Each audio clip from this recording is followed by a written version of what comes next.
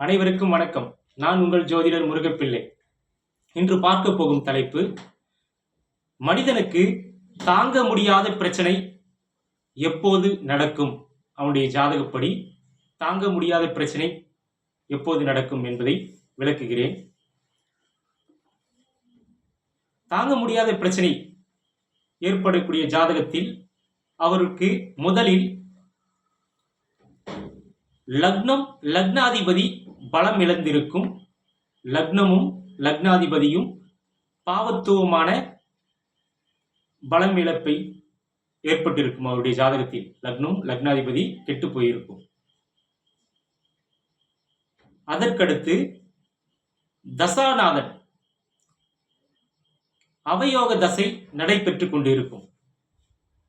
அந்த லக்னத்துக்கு மிகப்பெரிய எதிரி கிரகத்துடைய பிரச்சனைகளை கொடுக்கக்கூடிய அவயோக தசை நடந்து கொண்டிருக்கும். 6-8 போன்ற அவயோக தசை. அதற்கடுத்து அந்த அவயோக தசையில் தசாநாதனும் பாவத்துவமும் அடைந்திருப்பார். தசாநாதன்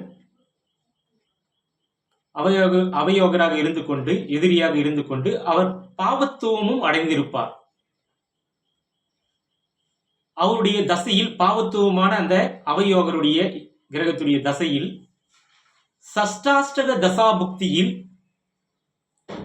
அந்த தாங்க முடியாத சம்பவங்கள், பிரச்சனைகள் அவருக்கு நடந்தே தீரும்.